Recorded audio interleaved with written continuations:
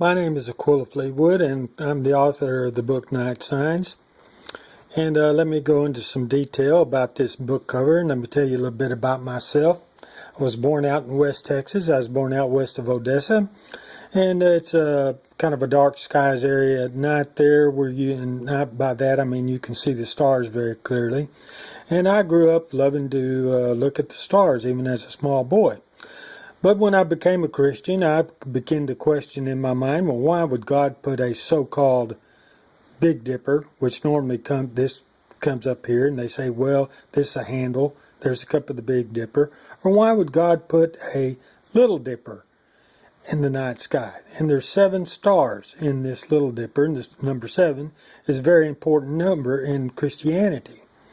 Anyway, this non-moving North Star, this cup of the so-called Big Dipper, moves to this non-moving North Star. Well, anyway, I got the idea for this book because I knew most of these constellations, except this is Cassiopeia, which is drawn still here correctly.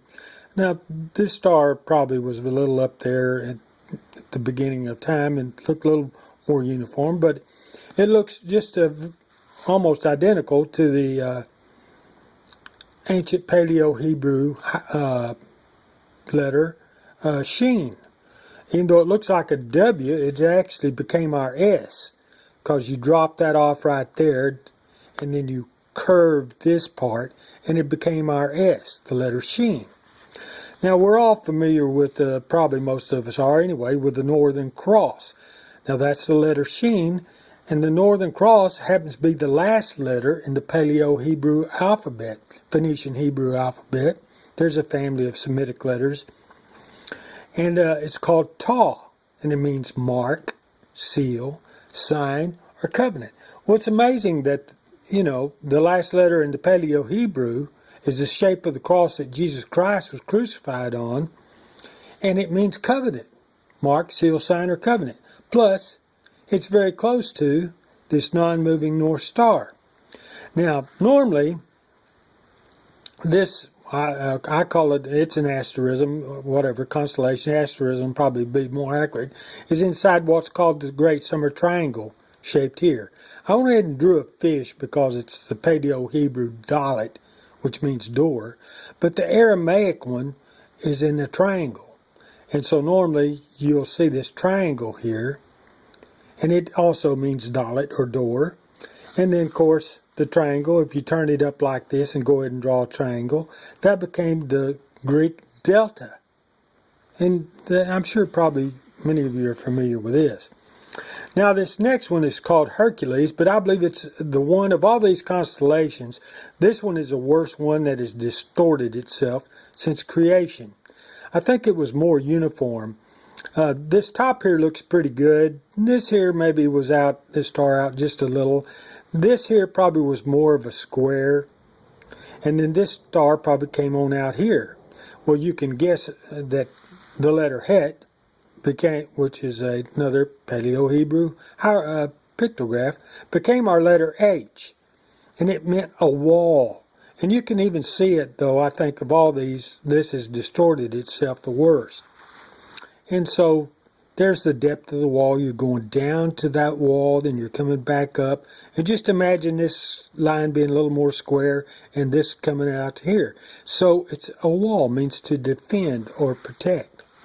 Now this next constellation is normally called Corona Borealis, and they come on around here up to this very faint star. Then they imagine a couple of little horns like a crown. And that's what Corona Borealis means, a northern crown. But I believe it's the letter Gimel, and it's showing the heel of a man here like this. It's the heel of a man. Gimel is it, and it means to lift up, or in this case, to bruise the head of the serpent. Now this, you can't see this real good, but this is a small cross inside of a circle. Normally it's just the small cross, and it's called serpent's kaput, which means head of the serpent. But if I draw a circle around it, it still means a serpent in the letter Tet, which is talking about a serpent. But this up here is showing the heel of Christ fixing to come down upon the head of the serpent. And of course that's found in Genesis 3:15. Now this next one, I really love this, Boaz. Boaz normally comes up here like this, or let's see, goes up here like this, and then comes down and then goes here. And Boaz means the coming one. Arcturus is a star right here. It means he cometh. Well, this is a letter Resh, which means the highest man or master rabbi. And of course it comes up here with his neck. This is a symbol of his head. This is a symbol of his hair, his nose, and his neck. And he's looking toward the letter Yud, which is a cup in the hand of the Lord. That's a symbol of God's elbow, and that's a symbol of God holding the cup in his hand. Psalm 75:8 says, "For in the hand of the Lord there is a cup." And that's what that cup is. So he's looking at that. So whenever you read it, Zahor is this way, to this one, means to light or to brighten. Zion is also the number 7, means a sword, and there's 7 stars in this sword. It's coming out, this is a symbol of Christ with his arms lifted up, pointing you, wanting to get attention to this sword, which is the word of God coming out of his mouth. Revelation 1:16. So, to brighten my house, this is the letter Bet, little house beside a hill. Normally when it's drawn like that.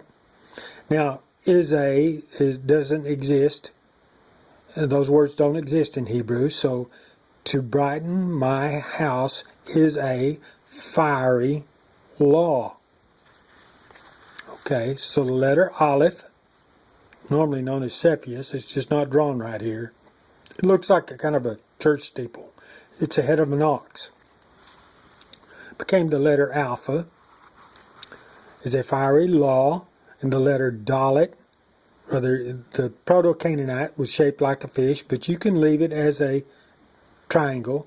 Dot, dot, Dalet, fiery law. And the letter Vav normally looks like this. It's a symbol of a nail or a peg and a wall to bruise the head of the serpent. So it's all talking about Jesus Christ here up above the North Star. And I always tell people, especially if you believe in God, why in the world would God put 2 dippers up in our night sky? What would be the purpose of it? It makes no sense. If you're an atheist, well, this is all showing design. And how many of you nobody has ever claimed that there's a story of Christ being told around this non-moving North Star? And the first hint of it is this cross right here. Everything came out of this cup. Because out of this cup comes blessings and cursings. Christ took our curse upon the cross, but yet it was a blessing for us because he took our punishment.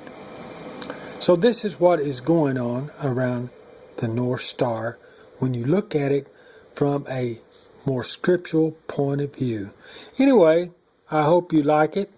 If you want to buy the book, you can get it on ebooks, about $3.